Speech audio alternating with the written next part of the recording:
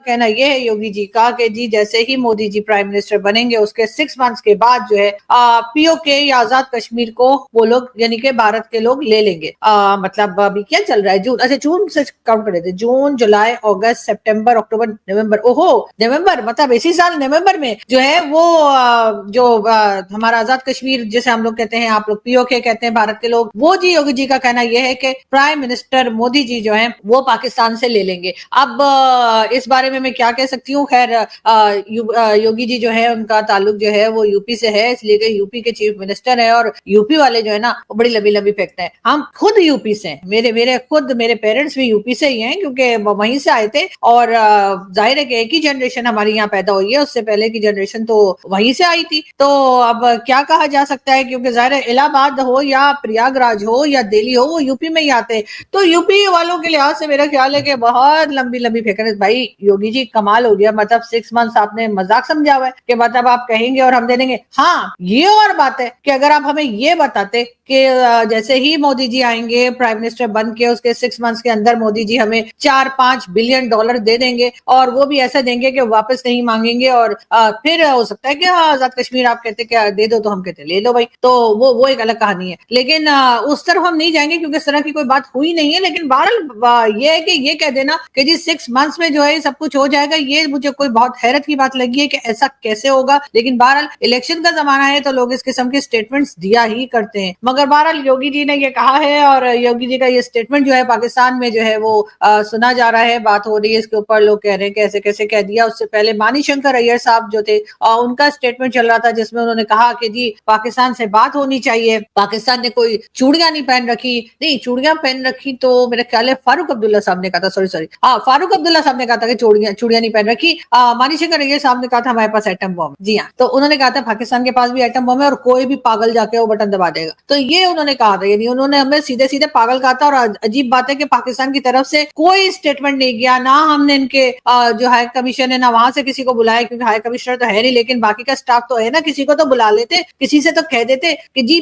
माना क्या अपोजिशन की पार्टी है आपकी, कांग्रेस के वो है मेंबर है मानीशंकर अय्यर साहब, लेकिन ऐसे कैसे उन्होंने हमें पागल कह दिया। मतलब हम होंगे पागल? हम पागल नहीं है भैया, हमारा दिमाग खराब है, मेरा ख्याल है ये वाला सॉन्ग जो है वो फिट आता है पाकिस्तानियों पे। लेकिन हम ये कह रहे हैं कि वो हमें बैठे बैठे 3 बार उस क्लिप में पागल कह के चले गए, और हमारी जो गवर्नमेंट है, हमारी जो स्टैब्लिशमेंट है, हमारी जो एजेंसीज है, किसी ने बेइज्जती महसूस ही नहीं की। और वैसे भी हम बेइज्जती उतनी ही महसूस करते हैं, मतलब उतनी ही हमारी होती है जितनी हम महसूस करते हैं, और हमने महसूस ही नहीं की कि हमारी इतनी बेइज्जती हो गई है कि कांग्रेस का एक मेंबर जो है उन्होंने बैठ के अपने इंटरव्यू में 3 बार पाकिस्तानियों को पागल बोला। उन्होंने कहा जी कोई पागल उठेगा और जाकर एटम बम चला देगा, कोई पागल उठेगा न्यूक्लियर वॉर जो है स्टार्ट हो जाएगी, कोई पागल उठेगा बटन क्लिक कर देगा। मतलब इस किस्म की बातें उन्होंने की, लेकिन हम लोगों को समझ नहीं आई। हम लोग असल में हम लोग आपस में एक दूसरे को पागल बोलते रहते हैं, शायद इस वजह से हमने फील नहीं किया। लेकिन बहरहाल करना चाहिए था, और भारत की तरफ से ये कहा गया, चाहे किसी भी पॉलिटिकल पार्टी के मेंबर ने कहा, मेरे ख्याल है कि ये बात लेकर पाकिस्तान को यूनाइटेड नेशन में जाना चाहिए और उन्हें वहां जाके बात करनी चाहिए कि ये भारत के लोग जो है, भारत की पॉलिटिकल पार्टीज जो है वो हमें खुला इंटरव्यू में बैठकर और पागल बोल रहे हैं, और ये क्लिप भी ले जाना चाहिए ताकि दिखा सकेंगे मानीशंकर अय्यर साहब ने हमें पागल बोला है। लेकिन खैर उन्होंने तो जो पागल बोला सो बोला, लेकिन मैं जैसे फारूक अब्दुल्ला साहब की बात कर रही थी, उन्होंने कहा था कि जी पाकिस्तानियों ने चूड़ियां नहीं पहन रखी और इसलिए उनसे बात की जानी चाहिए। मतलब अगर हमने चूड़ियां पहनी हो तो अब हमसे बात नहीं करेंगे, ये क्या बात हुई। मतलब कभी कभी मैं चूड़ियां पहन भी लेती हूँ, लेकिन खैर कोई बात नहीं। लेकिन मानीशंकर अय्यर हो चाहे फारूक अब्दुल्ला हो, वो तो अपनी एक बात कर ही रहे हैं कि जी पाकिस्तान से डायलॉग होना चाहिए, पाकिस्तान के साथ बातचीत होनी चाहिए। लेकिन योगी नाथ साहब जो है वो मतलब उन्होंने तो अजीब ही बात कर दी है कि जी 6 मंथ्स के अंदर जो है हम लोग जो है वो पीओके या आजाद कश्मीर को ले लेंगे। तो इसका मतलब तो यही हुआ कि मोदी जी एक माइंड अपना बना चुके हैं कि वो आते के साथ ही जाहिर है इतना पैसा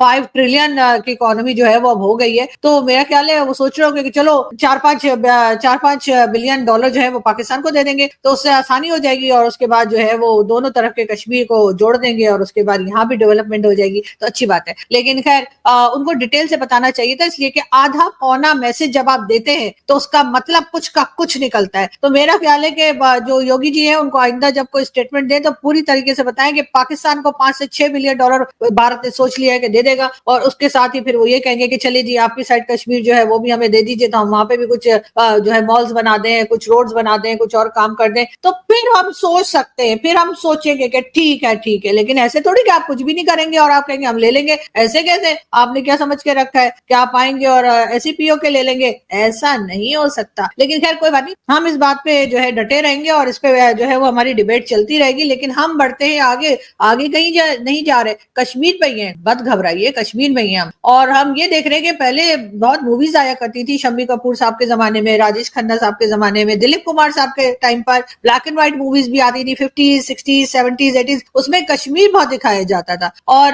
कश्मीर, जब हीरो को कहीं जाना है तो वो कश्मीर चला जाता था, जब हीरोइन से मिलना है तो कश्मीर चला जाता था, जब गाना गाना है तो कश्मीर चला जाता था। तो हर वक्त कश्मीर कश्मीर होता रहता था। कश्मीर की कली और जंगली और पता नहीं इस तरह की कई मूवीज हैं वो आई जो कि कश्मीर में बनी। उसके बाद ये कश्मीर में मूवीज बनना बंद हो गई। अब एक बार फिर कहा यह जा रहा है कि वहां पर सिक्योरिटी के जो इंतजाम है, यानी सिक्योरिटी जो है वो बिल्कुल परफेक्टली चल रही है, तो इसलिए एक बार फिर मूवी वगैरह वहां पे बननी शुरू हो गई है। और इसके लिए सबसे पहले हमने जो क्लिप देखा वो था जी अजय देवगन का, कि वो वहां पे अपनी किसी मूवी के लिए गए और शूटिंग की जो वीडियो है वो भी सोशल मीडिया पे आपको मिल जाएगी। लेकिन अजय देवगन ने स्पेशली हमारे शो भेजा फ्राई के लिए एक क्लिप बना के जो है सोशल मीडिया पे लगाया था, वो हमने वहां से डाउनलोड कर लिया। तो आप लोगों को यकीन नहीं ना कि हमारे शो के लिए अजय देवगन ने बनाया, तो आप मैं दिखा देती हूँ आपको। और अच्छी क्या बात है, आप लोग अजय देवगन से पूछिएगा, उनको मालूम है कि उन्होंने भेजा फ्राई के लिए क्लिप बनाया है और इसीलिए हमने डाउनलोड कर लिया। और अब हम आपको दिखा देते हैं और देखिए वो कैसे कश्मीर की तारीफ कर रहे हैं। Thank you so much, Kashmir Film Authority, for a lovely shoot and for so much of cooperation. Beautiful place. We wish we keep coming here. Thank you. दोस्तों, पाकिस्तान के प्रधानमंत्री शहबाज शरीफ इस वक्त यूएई के दौरे पर है। पाकिस्तानी प्रधानमंत्री की ये यात्रा यूएई से डॉलर की उम्मीद को लेकर की गई है। उनकी ये यात्रा शुरुआत से ही सफल मानी जा सकती है क्योंकि यूएई ने पाकिस्तान के लिए खजाना खोल दिया है। न्यूज एजेंसी WAM ने कहा कि पाकिस्तान में लगभग 10 अरब डॉलर के आवंटन की घोषणा की गई है। गुरुवार को यूएई के राष्ट्रपति शेख मोहम्मद और शहबाज के बीच मीटिंग हुई। दोनों के बीच पाकिस्तानी अर्थव्यवस्था को मजबूत करने और इसे समर्थन देने को लेकर बातचीत हुई। शहबाज शरीफ गुरुवार को एक दिन के दौरे पर यूएई पहुंचे थे और रिपोर्ट्स में यह पता चलता है कि पाकिस्तान में निवेश उसके एजेंडे में सबसे ऊपर होगा। आज की इस मीटिंग में प्रधानमंत्री शहबाज के साथ डिप्टी PM और विदेश मंत्री इशाक डार, वाणिज्य मंत्री जाम कलाम खान, रक्षा मंत्री ख्वाजा आसिफ और प्रधानमंत्री की विशेष सहायक सैयद तारिक फातिमी थे। पाकिस्तान को 10 अरब डॉलर मिलना एक बड़ी कामयाबी है क्योंकि इस वक्त वो बहुत खराब स्थिति से गुजर रहा है, उसके पास खाने को नहीं है। और लेकिन ऐसे समय में जब सब ने पैसा देने से मना कर दिया तो यूएई ने जिस तरह से उसे 10 अरब डॉलर की मदद की पेशकश की है वो उसके लिए सबसे बड़ी बात है। पाकिस्तान ने अपनी 350 अरब डॉलर की अर्थव्यवस्था को मजबूत करने के लिए विदेशी निवेश के लिए जोर लगा रहा है। पाकिस्तान महंगाई कम करने के लिए भी जूझ रहा है क्योंकि IMF के साथ डील के लिए वो कठोर सुधार अपना रहा है, लेकिन रिपोर्ट्स में ये नहीं बताया गया कि आखिर किन क्षेत्रों में निवेश किया जाएगा। बयान में कहा कि शरीफ ने सूचना प्रौद्योगिकी, नवीनीकरण ऊर्जा और पर्यटन के क्षेत्र सहित रणनीतिक साझेदारी को मजबूत करने पर जोर दिया कि ये जिस तरह की इन्वेस्टमेंट अब करने जा रहे हैं उसमें कहीं ना कहीं पाकिस्तान के कुछ इकाइयों को होल्ड करेंगे, मतलब उस पर अपना एक तरह से कब्जा रखेंगे। वहीं पर पाकिस्तानी प्रधानमंत्री ने एक बयान में कहा है जिसकी वजह से उनकी बहुत फजीहत हुई है क्योंकि उन्होंने ये कहा है कि अब वो भीख का कटोरा लेकर अपने याराना दोस्तों के पास नहीं जाएंगे, मतलब याराना दोस्तों के पास नहीं जाएंगे, बाकी दुनिया में भीख के लिए कटोरा लेकर पहुंच रहेंगे। अब इन्होंने कहा भीख का कटोरा, मुझे लगता है कटोरा के दिन चले गए हैं, अब ये तसला लेकर चलेंगे। तसले में ये लोग भीख मांगे क्योंकि भर भर के इनको भीख चाहिए। 350 अरब डॉलर की इनकी अर्थव्यवस्था है, पता नहीं कैसे है, ऊपर से 10 अरब डॉलर तो अभी यूएई दे रहा है। सोचिए कैसा देश है। आपको क्या लगता है कमेंट करके बताएं और चैनल पर अगर नए हैं तो चैनल को सब्सक्राइब जरूर करें।